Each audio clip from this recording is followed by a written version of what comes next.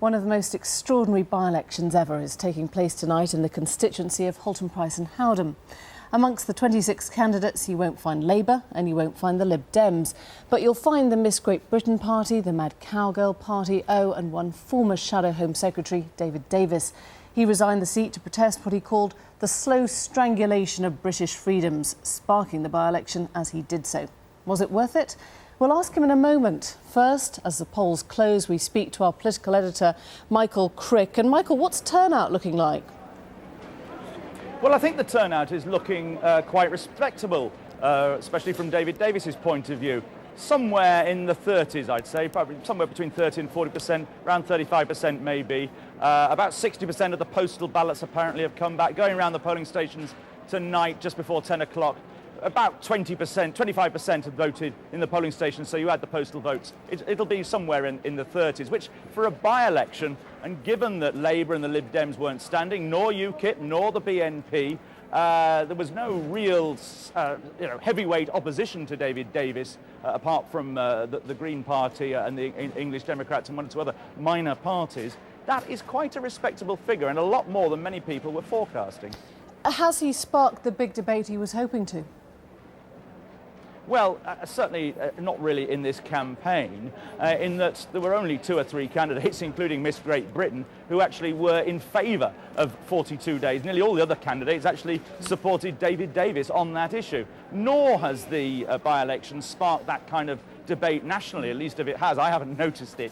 And one of the reasons is I think that the journalists and television and radio and so on have not covered this by-election in the way they might have done if Labour and the Lib Dems had been standing, simply because that debate wasn't taking place. Michael, thanks very much indeed. Well, let's turn to David Davis, who joins me now. You're looking pretty relaxed, David Davis. Do you think you might possibly have bagged this one? Well, I might just have won, but that's really not the point. I mean, what Michael was telling you there, 35% is a spectacular figure.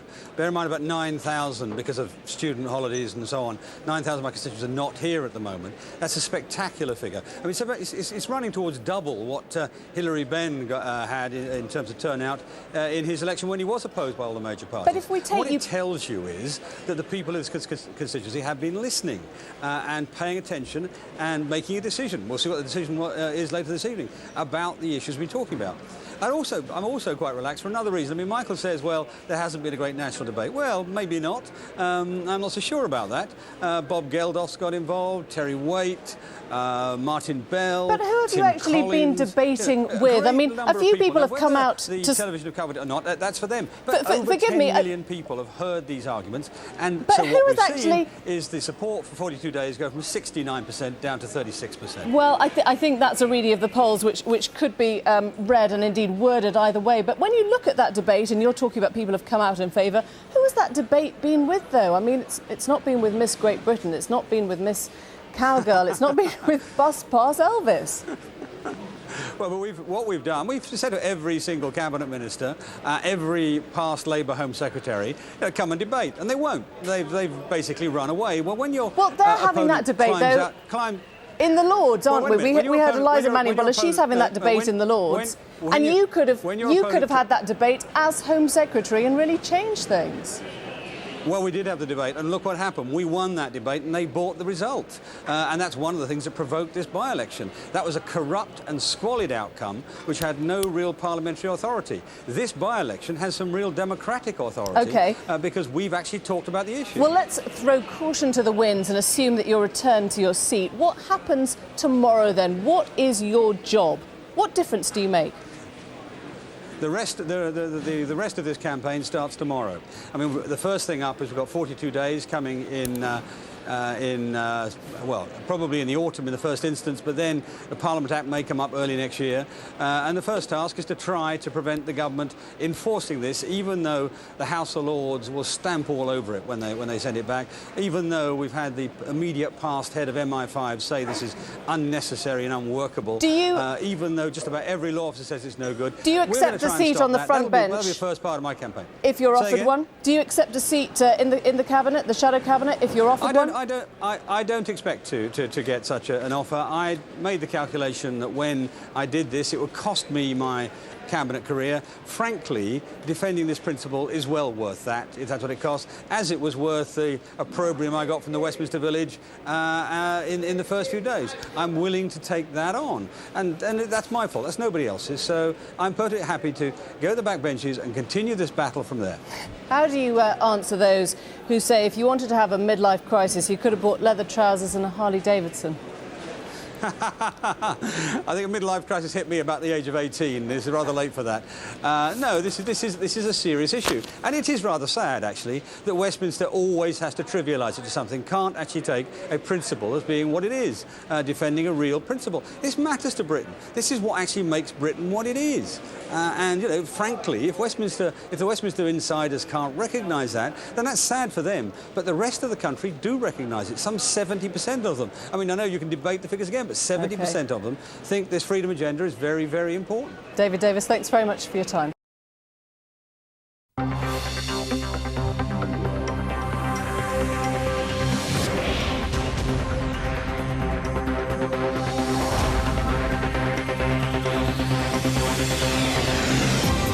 Sky News at midnight. By-election result due soon. David Davis looks likely to have won his civil liberty poll. We're live in Haltemprice, where the votes are being counted. Also this morning, the government admits many more will lose out after the car tax changes. 9 British troops are injured, 3 seriously in a friendly fire incident in Afghanistan. Football's most powerful man thinks Cristiano Ronaldo is in modern slavery, and the striker agrees. Police arrest another man over the murders of 2 French students after issuing an urgent public appeal. Nature's spectacular display of power, a volcano erupts in Hawaii. And in sport, Peterson's delight, a century at Lord's as England make a good start against South Africa. Live from the Sky News Centre, this is Sky News. This is Sky News at midnight. Good morning. Votes are being counted in one of the strangest by-elections ever. The senior Conservative David Davis resigned his seat of Haltemprice and Howden last month to fight on the single issue of what he sees as the erosion of civil liberties. Now he's standing for re-election, along with 25 other candidates, the largest field ever seen in a UK poll.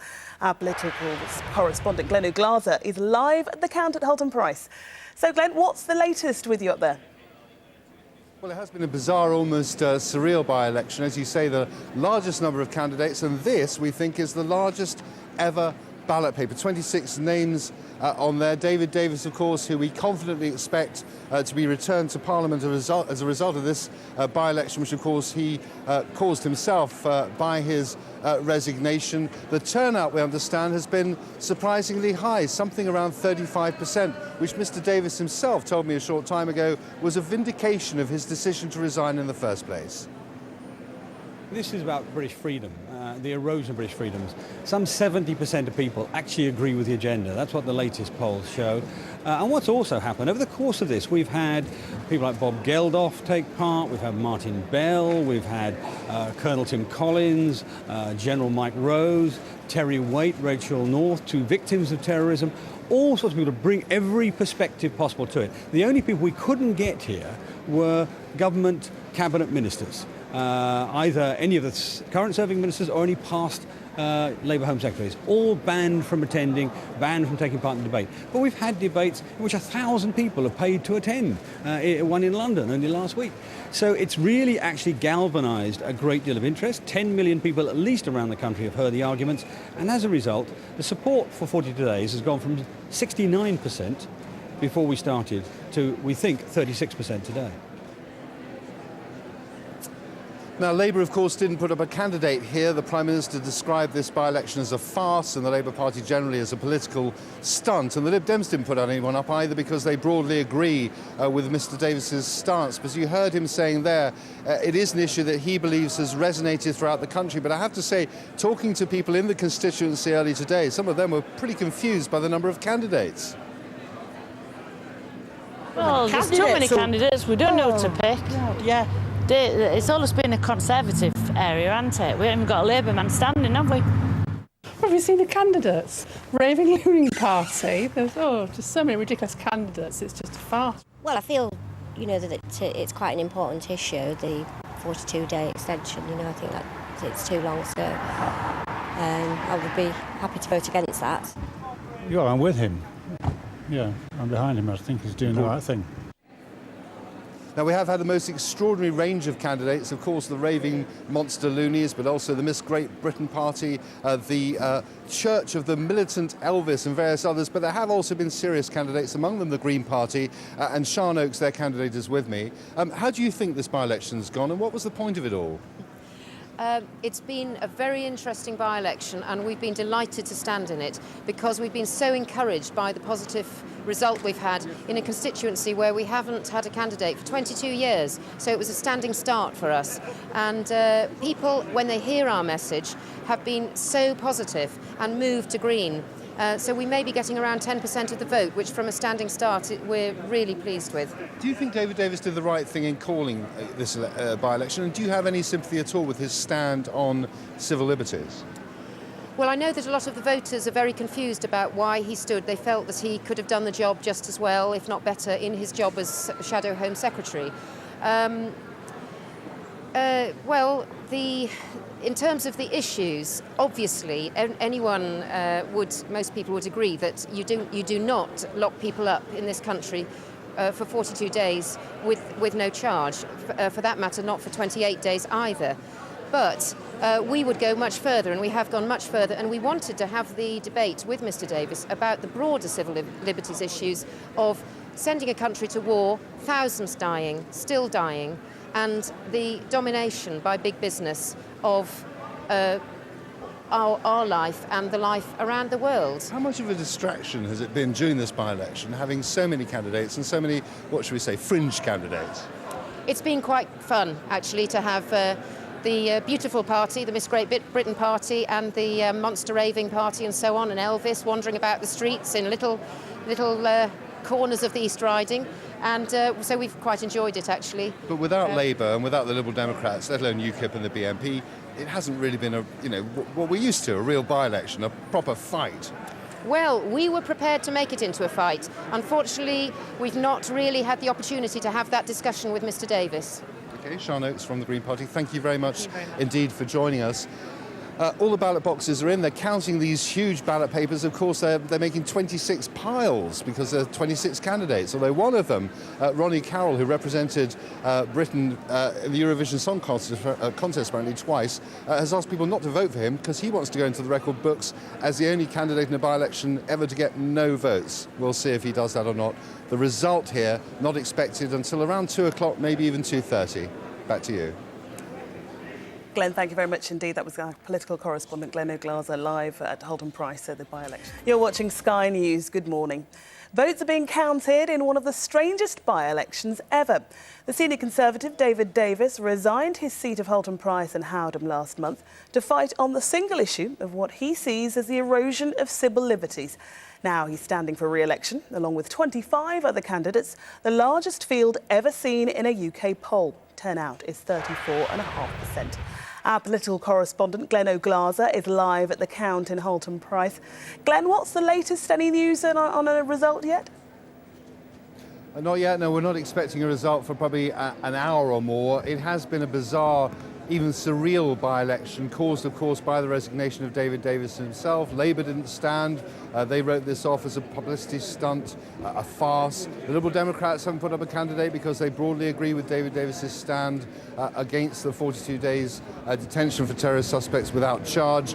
But he's not short of opponents, 25 of them, 26 in all, including Mr. Davis. This is the ballot paper.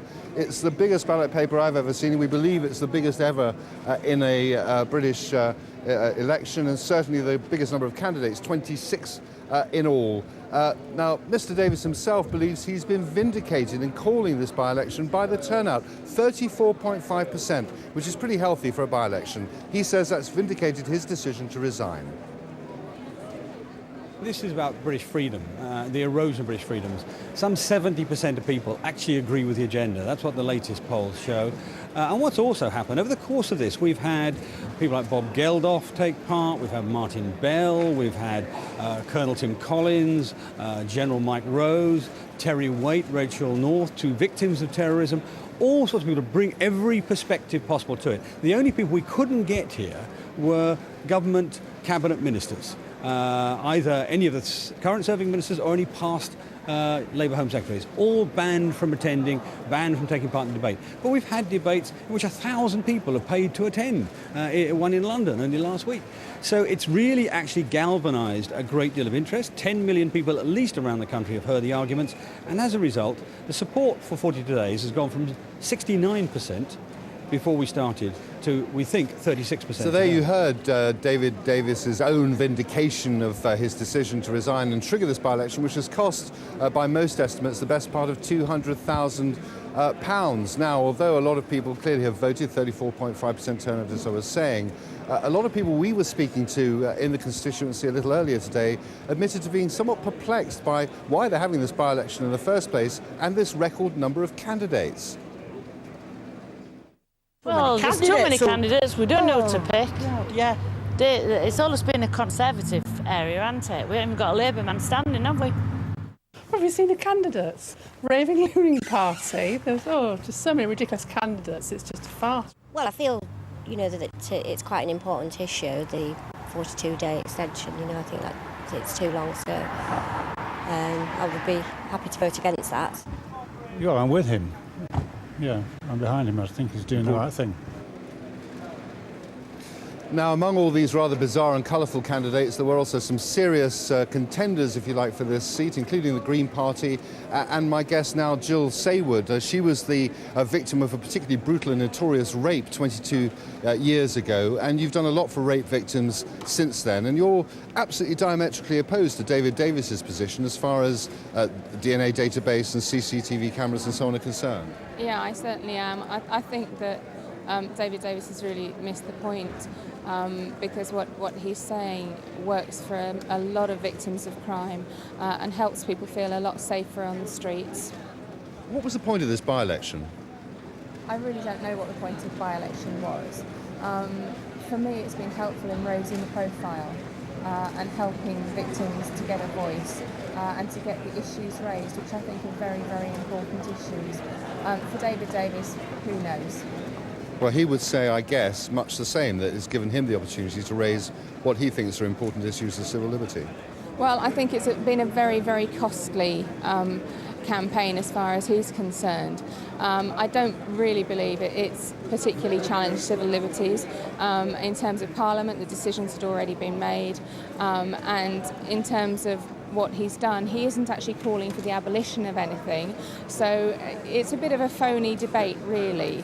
And I feel, certainly from what I picked up on the streets, that a lot of people have voted for him because he's the MP in this area, and they're not voting for the 42-day rule. They're not interested in the 42-day rule.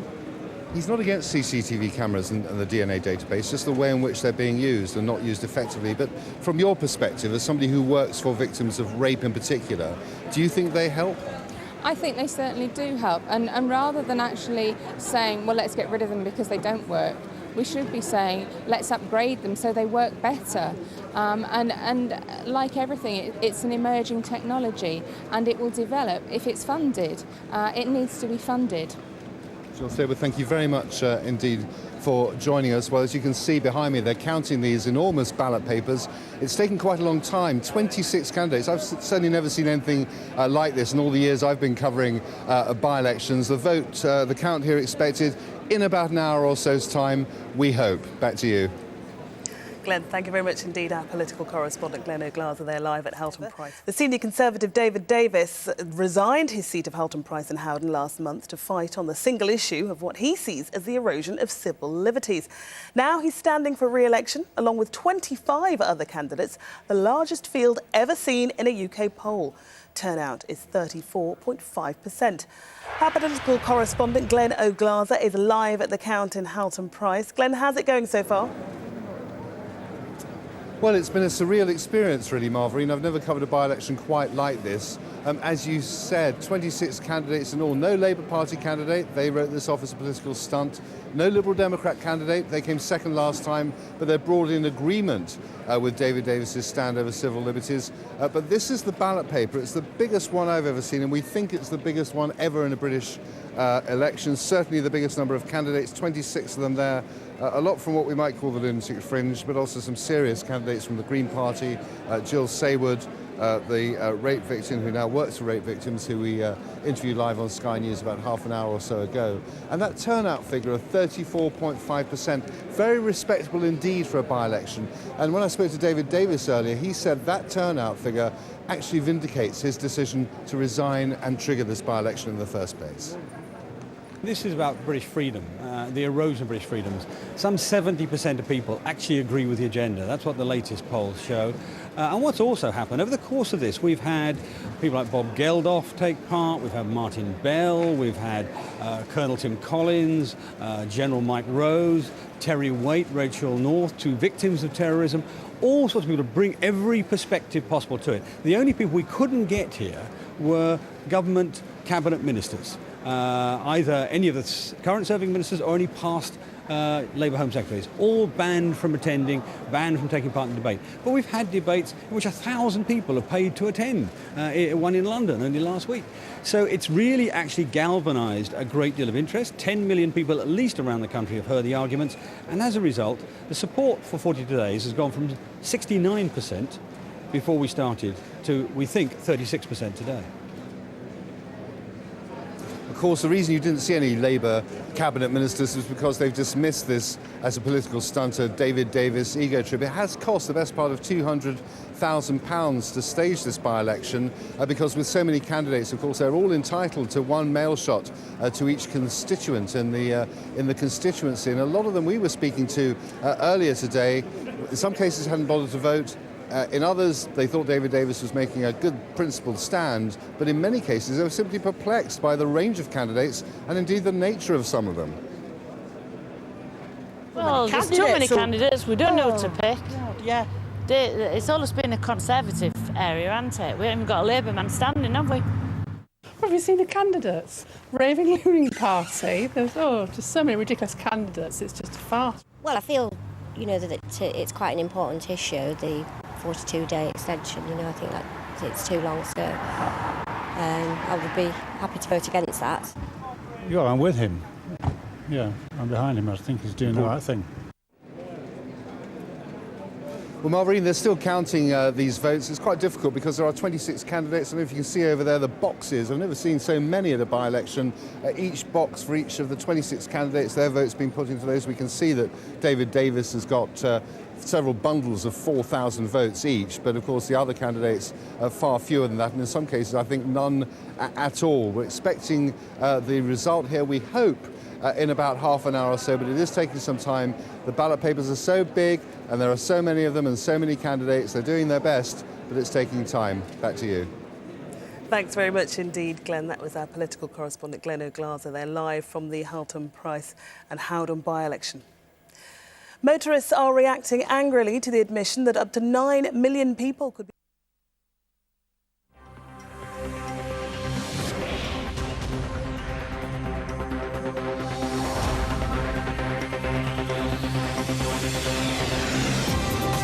You're watching Sky News. Good morning.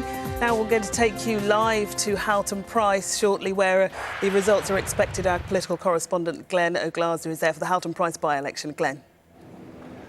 Yes, thank you, Marverine. Well, the result is imminent here. The candidates have been asked to gather, so they're doing that, 26 of them, so it'll probably take a little while to get them all together, and then the returning officer, who's the High Sheriff for the East Riding of Yorkshire, Jonathan Watson Hall, will get up on that platform over there and make the announcement. Of course, they won't fit all the candidates on there, but I can tell you that we're hearing that David Davis has got just over 17,000 votes, and the second place goes to the Green Party with around 1,700. So a huge victory for the pre-existing MP David Davis. He will be returned as expected to Parliament, but with a huge majority, of course, a bit of a false majority since there was no Labour candidate. Labour dismissing this by-election as a publicity stunt. The Prime Minister, Gordon Brown, referring to it as a farce. And no Liberal Democrat candidate. They came second last time and the time before, but they're broadly in agreement with David Davis's stand over civil liberties, and in particular over the decision of the House of Commons to allow terrorist suspects to be held for 42 days without charge. So David Davis, a huge victory for him. A good turnout too, 34.5%, which is very respectable in a by-election. He points out that of the 70-odd thousand constituents, he reckons about 9,000 of them were not in the constituency because they're students. And they've already broken up for the summer holidays. So he says the true figure is actually, if anything, higher than 34.5%. And Mr. Davis told me when I interviewed him a little earlier that that in itself is a vindication of his decision to resign and force this by-election. This is about British freedom, the erosion of British freedoms. Some 70% of people actually agree with the agenda. That's what the latest polls show. And what's also happened over the course of this, we've had people like Bob Geldof take part, we've had Martin Bell, we've had Colonel Tim Collins, General Mike Rose, Terry Waite, Rachel North, two victims of terrorism, all sorts of people to bring every perspective possible to it. The only people we couldn't get here were government cabinet ministers. Either any of the current serving ministers or any past Labour Home Secretaries, all banned from attending, banned from taking part in the debate. But we've had debates in which 1,000 people have paid to attend, one in London only last week. So it's really actually galvanised a great deal of interest. 10 million people at least around the country have heard the arguments, and as a result, the support for 42 days has gone from 69% before we started to, we think, 36% today. So David Davis clearly feels vindicated. He feels he's got the issue out there. He's had the debate that he wanted. He's got himself returned to Parliament, though not, of course, as Shadow Home Secretary. He's lost his position on the Tory front bench. People we were talking to earlier today in the constituency, some of them supported his stand, called him a man of principle. Others decided not to vote at all because they think the whole thing is a bit of a sham and a waste of money. It's estimated this by-election is costing the best part of £200,000. Others felt confused by the number and range and general weirdness of the candidates. Most people would agree that you do not lock people up in this country for 42 days with no charge. For that matter, not for 28 days either. But we would go much further, and we have gone much further, and we wanted to have the debate with Mr. Davis about the broader civil liberties issues of sending a country to war, thousands dying, still dying, and the domination by big business of our life and the life around the world. Well, that in fact was the Green Party candidate, Sian Oakes, who I was saying has come second, but a long, long way behind David Davis. We can listen now to those interviews we did earlier with people in the constituency, a bit puzzled by the number, the range of candidates they had the option of voting for. Well, there's too many candidates. We don't know who to pick. Yeah. It's always been a Conservative area, hasn't it? We haven't got a Labour man standing, have we? Have you seen the candidates? Raving Luning Party. There's just so many ridiculous candidates. It's just a farce. Well, I feel, that it's quite an important issue, the 42-day extension. I think that it's too long, so I would be happy to vote against that. Yeah, I'm with him. Yeah, I'm behind him. I think he's doing the right thing. Well, among those 26 candidates was Miss Great Britain, Gemma Garrett, and she's with us now live. Why did you stand in this by-election? It's not really your thing, is it? When I was crowned Miss Great Britain, I always wanted to do something different with my year, and all my policies that I'm standing for are very close to my heart, and it's something that I wanted to do and I wanted to use my voice with. And what are the policies you've been standing on? The main one and the closest one to my heart is better pay for our British troops, better support for them, better counselling facilities when they come back, and better support for their families. And you also have something to say, I think, on maternity leave, is it? Oh yes, the cost of childcare is, I would like to see it made tax deductible so young parents can get back to work after they have a family. So. And do you have a view on David Davis's great principle of defending civil liberties, which is after all why he called this by-election? I think that we already had 28 days in place, so we're really only talking about 14 days. If it was me, I wouldn't have stood down and lost my seat for it, but it gave our party a great opportunity to get our policies out there, so we're very thankful for it. And you've been up here for 3 weeks in Haltemprice and Howden. How's it been? How's the campaign been? It's been a bit of a roller coaster. There's been highs and lows, but what I would say is the people here are wonderful. They've really embraced me no matter what their political background has been, and I really thank them for it. And has it been distracting having so many candidates, and some of them, really from the lunatic fringe of British politics? Yourself excluded, of course. Well, it's a by-election I will never forget. That's all I'll say on that. And it's not the first one you've stood in? No, I stood up in Crewe and I helped out in Henley, so this is my second, but I feel like I've done 3. But this has been by far the best, and I think the result has been fantastic for our party. And will you stand again? I mean, there's a big one coming up in Glasgow East. I don't think it will be myself, but we'll definitely be putting a candidate up, and I'll be helping out with the campaign. And what's Miss Great Britain supposed to be doing? You're not really supposed to be running political campaigns, are you? I've put off a lot of work, so it's straight back to work for me. I'm going out to Bulgaria all of August to film a movie, so straight back to work, unfortunately. And what does work involve when you're Miss Great Britain? Well, I do a lot of acting and a lot of charity work. What sort of things? Oh my goodness. Well, I'm going to be out in Bulgaria all of August, and what will you be doing there? Filming a movie. Oh, right, fantastic. So I'm doing a movie. And what sort of charity work have you been doing? I do a lot of work for Sparks charity, which is a children's charity, and a lot for breast cancer. Okay, and will this be your last by-election that you personally stand in, do you think?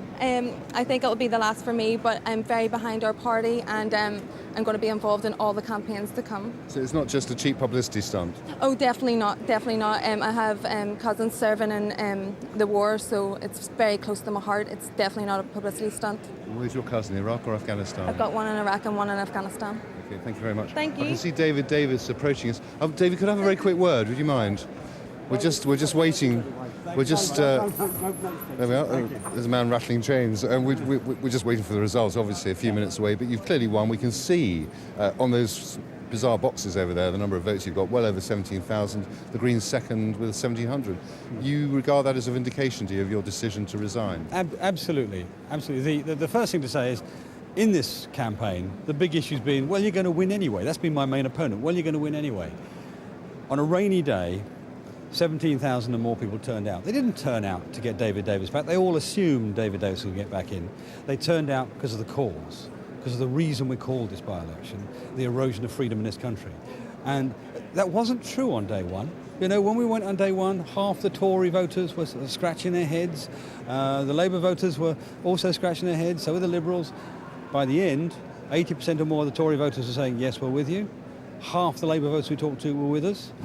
A good chunk of the Liberals, some of them were with me but couldn't vote Tory, so they voted Green, who were also against 42 days. So it's been an issue by-election. It's been probably the first issue by-election in modern times. And actually, it's delivered a stonking mandate to go back to Westminster and say to Gordon Brown, this will not stand. 42 days will not stand, ID cards will not stand, your whole surveillance society will not stand. But he won't listen to that, will he? Because this is a safe Conservative seat. I mean, with various boundary changes, as far as I can work out, it's been Conservative since 1837. He's not going to. He's not going to. Which one you look at, but right. He's not going to listen to, a by-election won by a Conservative MP in his own backyard in a safe Conservative seat. He's not going to regard that as representative of the country. Other things have happened elsewhere. I mean, first thing to say is one or two journalists, quite rightly in the last week or two, said this is a really very difficult argument to have in this constituency. These are tough-minded Yorkshiremen and women, no nonsense, not particularly given to liberal causes, if you want to call it that, and yet we've won the argument here. But we've also won it wider. I mean, I've spent God knows how many thousand miles going up and down from London to here, having debates in London and debates here. So I'm debating Tony Benn in London at the Festival Hall with 1,000 people attending, and then back up here with Bob Geldof to debate in Hull, and so on. Now, that has had an impact too. It's got across to about 10 million or so people. And what we've seen is the support for 42 days come down from 69% to 36%. Now, the polls are slightly different, but that bigger difference is real. And that's important. Now, Mr. Brown has got to get 42 days through the Commons again after the Lords throw it out, as they undoubtedly will. And you'll probably have to use the Parliament Act. Well, no longer will we be using the Parliament Act thinking everybody agrees with me, that the world at large, Britain at large agrees with me. You'll have to do it against the real opposition of a well-informed public. And that, I think, will protect our liberties better than anything else. You have had this most extraordinary range of support from some quite high-profile people. I mean, from the left of the Labour Party, Tony Benn, Bob Marshall-Andrews, right across to Colonel Tim Collins and General tough General warriors against terrorism. General Sir Mike Rose, who ex-commander of the SAS, hardly left-wing Labour Party, I don't think. Yeah, that's right. And he. I mean, we've actually had people who've defeated terrorism on the one hand, against the IRA and Al Qaeda and so on, and on the other hand, victims of terrorism. Rachel North, the 7/7 survivor, Terry Waite, who was locked up for whatever it was, 4 years, have supported me. And that's one of the things about this campaign. It's not just. I mean, I've stood as a Conservative candidate, and I am a Conservative and always will be. But it has not been just a Tory campaign. It's right through Britain in every way, up and down. The letters I've had nearly 10,000 communications, emails and letters and so on. Some of them from people who fought in the Second World War and said, this is what we fought for. And at the other end, youngsters, sort of 16, 17, 18-year-olds just about to get the vote saying, this is what we believe in. Now, that's been the real core of this campaign. It's gone right to the core of what it is to be British, our freedoms. That's what our history's about. That's what our tradition's about. It's what our national character's about. It doesn't matter whether we're Christian, Muslim, Jew, black, white, brown. We all believe in freedom. Some of your constituents have said to us today that this is costing, it's estimated, the best part of £200,000 because of all these candidates. They're all entitled to a mail shot to one mail shot to each constituent and so on. And really, a lot of them are quite grumpy about the fact that it's cost so much money. They don't really quite see the point of doing this. You were the Shadow Home Secretary in a very good position in the House of Commons to make these points and actually have perhaps more effect. Well, 24,000 of them thought it was worthwhile enough to vote. That's the first thing, and that's a pretty sizable number. The second point is, democracy is not free, of course. I mean, I don't know what the total cost was. I think some numbers have been plucked out of the air. I mean, the Labour Party's been doing anything possible to change the subject. I think the Royal Mail has come up with a subject of a number of 112,000 or something from mail shots. If I ordered the costing, it might be... Well, let's say at least £80,000 minimum. Yeah, that's fine. I mean, and that's fair. I mean, and we may have to knock off some lost deposits this evening in terms of the savings it costs. But the simple truth is, democracy is not free. But what we're standing against is a sight more expensive. I mean, ID cards, £19,000 million, actually to make our security worse. Or innocent people on DNA database, £1 million a year. Or the 80% of CCTV cameras that don't work. That would be 400 million by itself. So that if we win these arguments off the back of this campaign, we'll save everybody a vast sum of money. It won't cost money at all. But assuming that you believe that Conservatives can win the next general election, you've really jeopardised your own political career. Scratched it. You could have been Home Secretary. You could have changed those things. Well, first thing is, I mean, the person who succeeded me, Dominic Green's been my right hand for the last 4.5 years.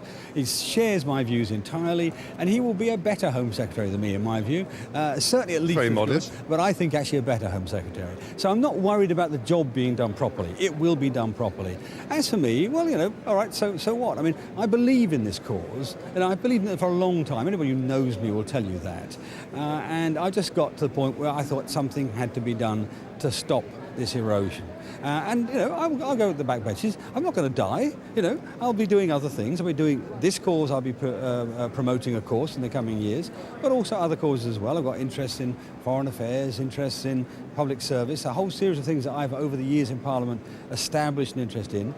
So my freedom will give me some other things to do. Would you like a job back on the front bench, perhaps as Shadow Foreign Secretary, if William Hague perhaps moves? Well, I don't think I want to start bidding for other colleagues' jobs. They're all friends. You would like to be back on the front bench? They're all friends of mine. Look, when I started this exercise, I took on board that I would give up my shadow cabinet and probably cabinet career. And I accept that. And I'm not going to be drawn on whether I would or I wouldn't do this or that, because apart from anything else, that puts pressure on David Cameron, which is unfair. He made a sensible decision in replacing me with Dominic Grieve. I think that's a very, very good decision. I want him to stand by it. I want him to keep him there. So I'm happy with that, and I'm happy with my lot in life. I'm very pleased with what I've done, and I'm very pleased with the outcome today. So when you celebrate this victory, you won't also, somewhere at the back of your mind, be thinking, was that the right thing to? Was that really the right thing to do? When, as Home Secretary, I could have got rid of ID cards if they come in before then, which is unlikely anyway. But got rid of these things I don't like. They're all going anyway, I promise you. I mean, 28 days or 42 days, are going to go back to 28 days. Dominic's already said that. ID cards, we've already announced that policy. All the policies I've already announced, Dominic agrees with. So they're going to happen. No, I've never been more sure of a principle in my life. This was the right decision. It was a scary, I will not pretend it was not a scary decision. I knew when I did it. I'd come under huge attack in the Westminster Village. They wouldn't understand it. It wouldn't fit their normal calculus of things, and so they'd attack me for it. Surprise, surprise, they did.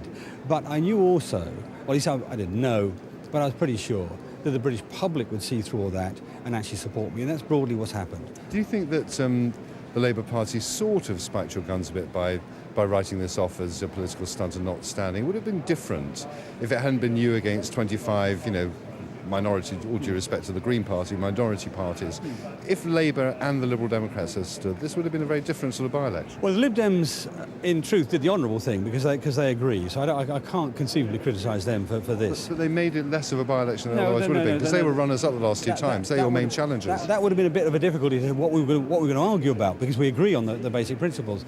What's really interesting is that Labour didn't run, and when the contestant doesn't get in the ring, he doesn't win the fight, and it But they won in the Commons. I mean, surely the will of the Commons. Yeah, but they won the vote, and the will of the Commons should be. We won the argument. They bought the vote. Is what happened in the Commons, which is one of the reasons this by-election was held.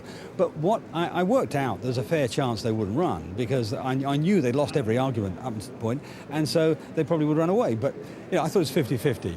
Therefore, I had to devise two strategies: one for dealing with them if they ran, and one if they didn't. And the one if they didn't involved people like Bob Geldof, and all the others, Colonel Tim Collins, Terry Waite, Mike Rose. I didn't have them all lined up, but I thought I could probably put together a grand coalition of people inside and outside politics to fight this cause. That's what we've done. It's got across to well over 10 million people, and it's had an impact on their beliefs. You could have done that from the front bench, couldn't you? I've been trying to do this for 4.5 years, 5 years, win this argument in the public domain. And in it, nobody in the Commons would say to you that we've done anything other than won every single argument, except maybe the government minister on the wrong end of that argument, but everybody else would say that. But the simple truth was, we could never hold this in the public eye for long enough.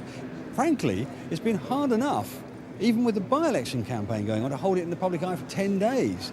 But we've just about managed it. Sky helped with that, and other broadcast operations started to help with it. But it was quite tough to do. Did you also, though, have to win an argument with David Cameron and the people immediately around him in the Tory leadership to actually take this position in the first place? Because, of course, Labour has painted the Conservatives as soft on terror. No, we haven't. I mean, David and I have discussed tactics, of course, and we've gone around various permutations of tactics, but there's never been a disagreement at all on the principle, and there's never been a disagreement at the end of the discussion on the tactics. Although, of course, we've said, well, should we go soft or hard on this, and so on. But no, there's no difference. And indeed, one of the things at the beginning of this exercise were all these sort of fancy stories about this row over this strategy and that.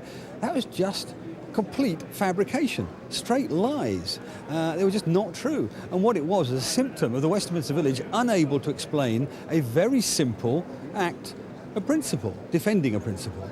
They weren't used to that. Now, I'm not surprised. I'm not surprised that's what happened, but it simply wasn't true. We were as one on the issue. Because if you had won that vote, that would have inflicted huge damage on Gordon Brown. Yeah.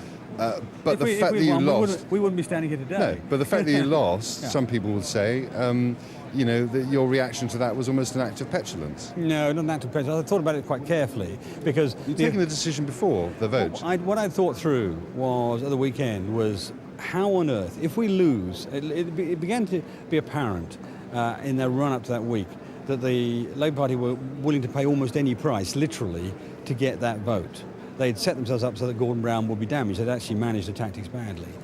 And I thought, well, if that happens, and it goes to the Lords defeat it, and it comes back again, because of the 69% supposedly in favour of this thing, they would then bring it back and push it through in a Parliament Act. And I thought that was a disgrace. I mean, after the squalid outcome in the House of Commons, I thought it was a complete disgrace that should happen.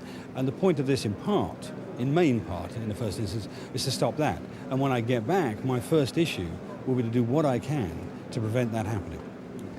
We must let you go. Thank you so much for giving us so much of your time. We're still waiting for the official announcement. Presume you'll be making an acceptance speech. Will you mention Magna Carta? It'll be very brief. No, I won't be mentioning Magna Carta. Magnanimity rather than Magna Carta, I think. Very good. Thank you so much. Thank you very much. Well, David Davis there, the winning candidate here in Haltemprice and Howden. As I was saying earlier, we know that he's got just over 17,000 votes, and the second place Green Party a mere 1,700. No Labour or Liberal Democrats, of course. And of the other votes, well, there are a few hundred for some, but some of these candidates I've noticed already have got as far as few as 8 votes in some case. Now, I think we're finally... Oh, no, we've got a recount. Okay, a recount has been requested by Joanne Robinson. Now, quite what the point of this is, I'm not sure, when the margin of victory is so overwhelming. But I think probably, Marverine, I should hand back to you for the time being and come back to us perhaps when we've got a clearer picture of exactly what's going on here. I don't think the recount will take very long. It's only a few hundred votes if that involved. And then hopefully we will have the results sometime before 3 o'clock. Marverine? Glenn, thank you very much indeed. That's Glen Oglaza there, our political correspondent, live at Haltemprice, waiting for the results of the by-election. Actually, a recount's been called by Joanne Robinson from the English Democrats. We'll come back to that as soon as we get all the results. You're watching Sky News. Good morning. Votes at the moment are being recounted in one of the strangest by-elections ever. The senior Conservative David Davis resigned his seat of Haltemprice and Howden last month to fight on the single issue of what he sees as the erosion of civil liberties. Now he's standing for re-election along with 25 other candidates. It's the largest field ever seen in a UK poll. Turnout is 34.5%. Our political correspondent, Glen Oglaza, is live at the count in Haltemprice. It's being recounted at the moment, isn't it, Glen? I'm afraid so, yeah. We were hoping to have the result by now, but this recount's been called by one of the candidates, Joanne Robinson from the English Democrats. So that's going on just behind me over there at the moment. Hopefully it won't take too long and we'll have the official result, but I can tell you that David Davis has won this seat very comfortably indeed, 17-odd thousand votes we can see stacked up for him. And at the moment in second place appears to be the Green Party with 1,700 votes approximately. So a huge victory for David Davis. Turnout of 34.5%, so quite respectable for a by-election. And Mr. Davis himself is still giving interviews. You can see him just here. He's really filling airtime for people at the moment while we're waiting for this result, giving interviews to people. And a few minutes ago, of course, he spoke to us here live on Sky News. And in that particular interview, he was telling me that he believes that most people in the constituency believe this was a worthwhile exercise, and indeed that he has support not just from Conservatives, but across the whole political spectrum.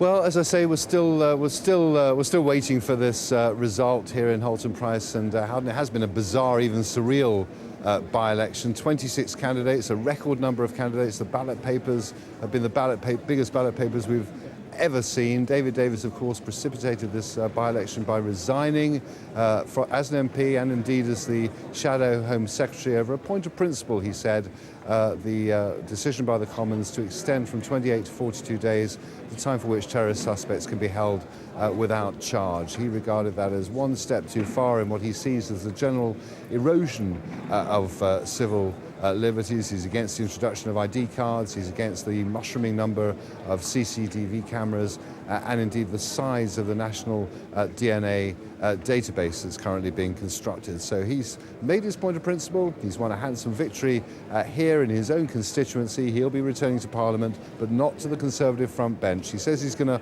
prowl on the backbenches and make this, along with others, he says, an issue to really concern the government. He's going to be a thorn in their side as much as possible, but he's not going to return to the Conservative front bench. And what that means, of course, is if, as he believes, they will, the Conservatives, win the next general election, he won't be in the cabinet. I think we're still a few minutes away, sadly. They're still counting away, and then they've got to gather all these 26 candidates up to that platform over there to make the official announcement, which will be made by the High Sheriff of the East Riding of Yorkshire. But until then, I think, Marverine, probably best to hand back to you and come back to us when we've got more to tell you. Glenn, thanks.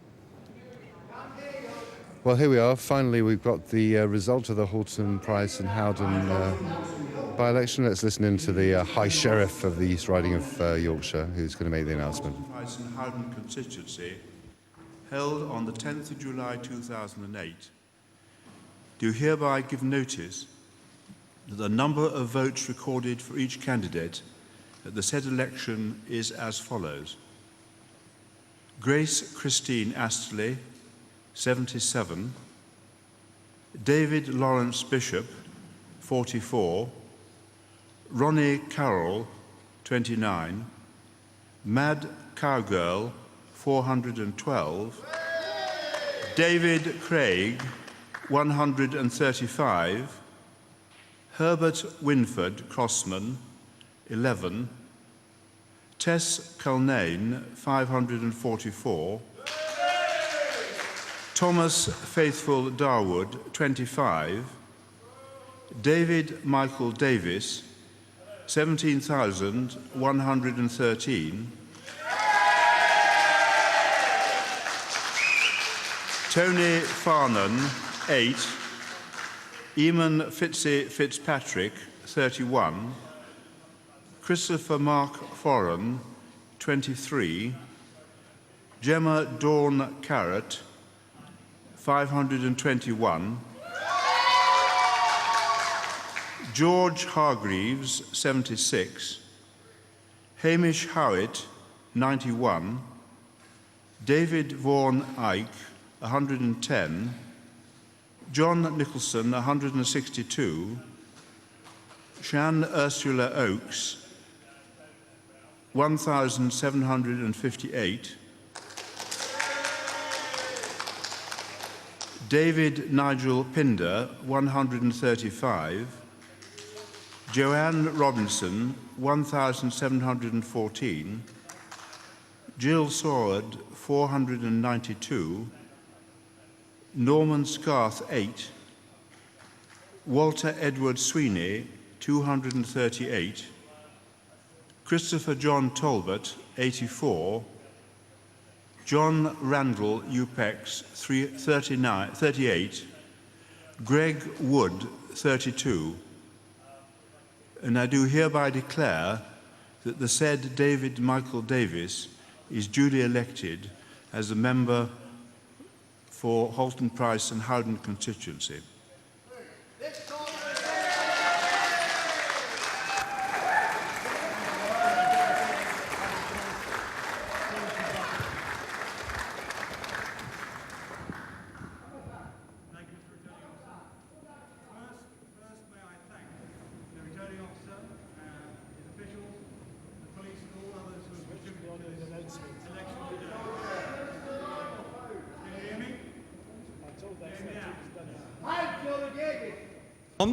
That's it. Well, switching it on would help, I suppose. Let's start again. On behalf of all the candidates, may I start by thanking the people who have made this election run so smoothly today, the returning officer, his officials, and the police. I would also like to take the opportunity to commend the other parties that contested this election. One of the freedoms I defend is the right of anybody to stand in a democratic election. By and large, it's been a courteous and entertaining campaign, and I thank everyone for taking part. 4 weeks ago, I resigned as the Shadow Home Secretary, a Member of Parliament for this constituency. Not for personal gain, not for political advantage, but to defend a principle. The doubters said it couldn't be done. You can't win a by-election by campaigning for freedom.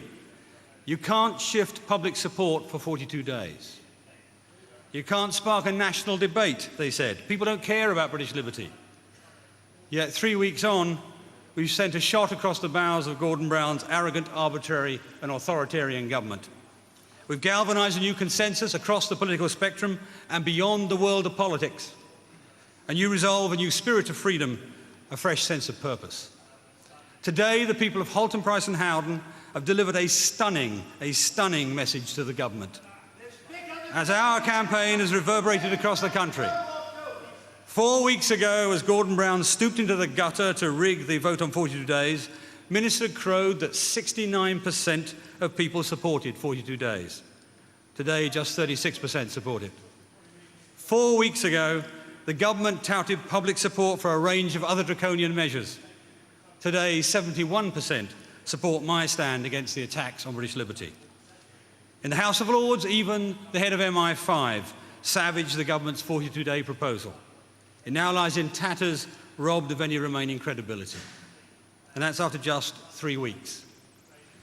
But that's not the end of this campaign. It's just the beginning. On Monday, I return to the House of Commons to take up my seat in those hallowed chambers. I do so with a clear mandate to fight Gordon Brown's vision of Big Brother Britain tooth and nail. To stop 42 days dead in its tracks. To prevent the disaster of ID cards before it happens. To protect our personal privacy from being ransacked by the ever-intrusive state. But most of all, for the thousands upon thousands who've written to me, supported me, and voted for me, I return to fight for those fundamental freedoms that define our way of life. Freedoms that millions died defending. Freedoms that make Britain great. Thank you very much.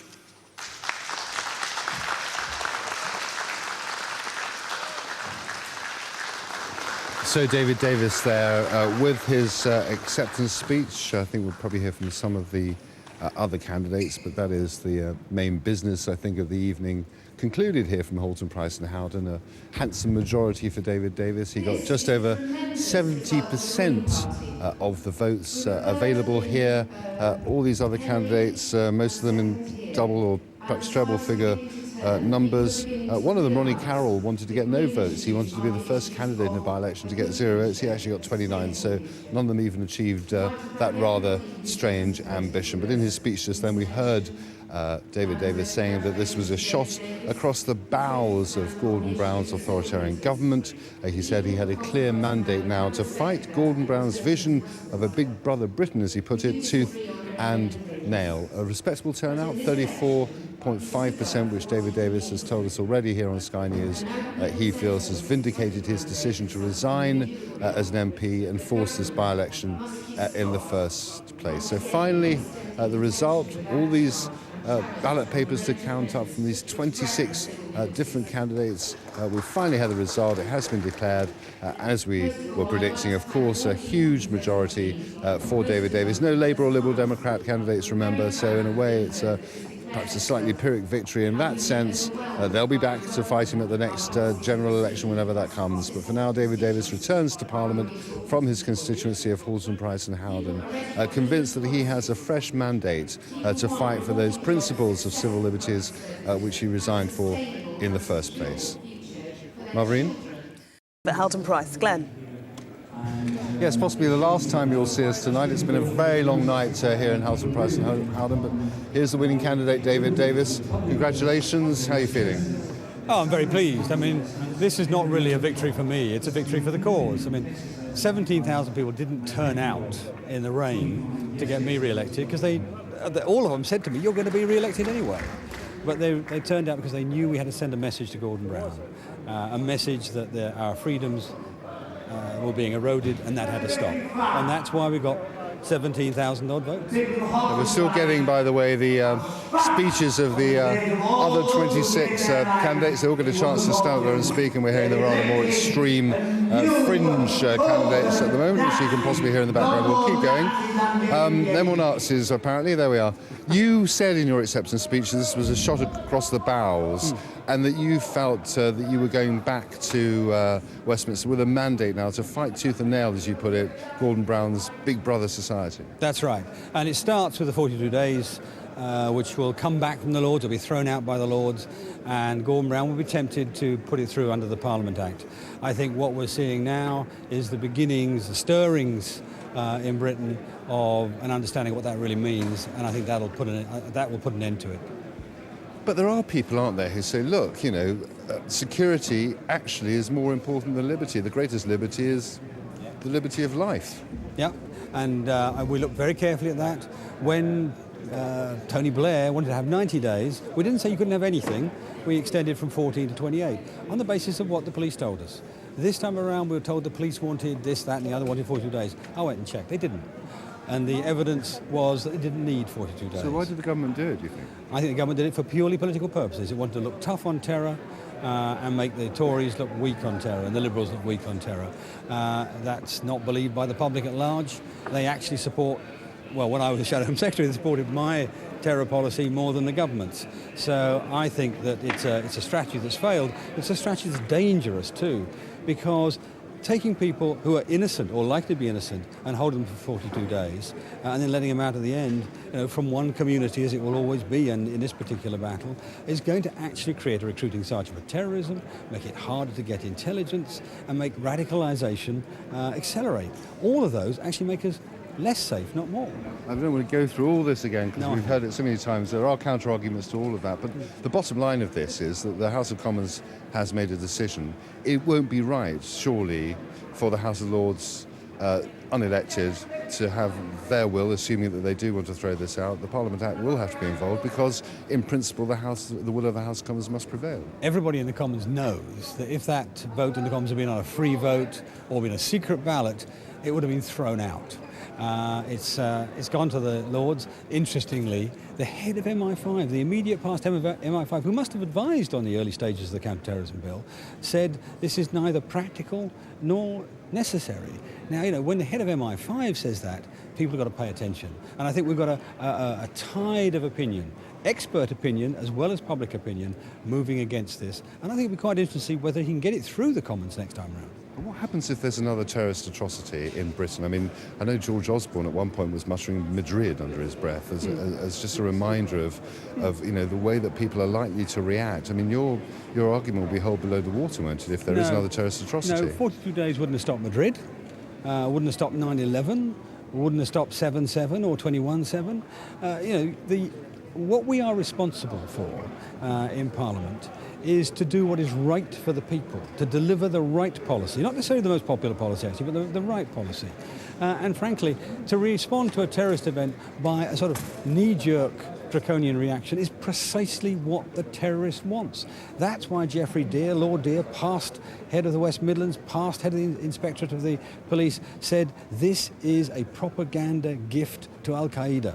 Now, he doesn't say things like that irresponsibly. He knew what he was talking about, and it's the wrong thing to do, to react to terrorist provocation with heavy-handed responses. The way to deal with it is to be smart, to outthink the terrorist as well as outfight them. Let me just finally put to you the arguments we've been going through all night, and thank you so much for all of your time this evening, because this count has dragged on because there are so many candidates. This by-election cost an awful lot of money, tens of thousands of pounds, some estimates up to £200,000. It wasn't really necessary, and you've jeopardised your own political future when actually you'd have been more effective from the front benches of the Conservative Party and possibly as the Home Secretary in the next Conservative government. What on earth was the point? Well, my replacement as Shadow Secretary will be at least as good as I am, if not better, so I'm not worried about that. I made the calculation of the fact I'd probably lose my shadow cabinet and cabinet career. I considered that this is such an important issue that it was necessary to do that. And 71% of the population of Britain agree with me. David Davis, thank you very much again. Thank you. And congratulations. Thank you. Right, I think that probably is it from us in Haltemprice and Howden. A handsome majority for David Davis, 17,000. The second place candidate got 1,700. He's just posing here, by the way, if we just share the camera with Miss Great Britain, who was one of the other candidates. She got over 500 votes, quite respectable really for her stance on better pay for our troops. So there we are, that's the back of David Davis for now, but we'll be seeing him again in Westminster in due course, re-elected as the MP for Haltemprice and Howden on a respectable turnout as well of 34.5%. He regards that as vindication, and as he was saying just then, and in his acceptance speech, it's a shot across the bows, as he put it, for Gordon Brown, and he'll be fighting tooth and nail to roll back Gordon Brown's big brother Britain, as he called it. And I think with that, it is good night from us. It's been a long night here in Haltemprice and Howden, but it's good night from us, and back to you in the studio. Glen, thank you very much indeed. Yes, a long night for you, but brilliant work. We appreciate that, bringing us the results of Haltemprice and Howden by-election.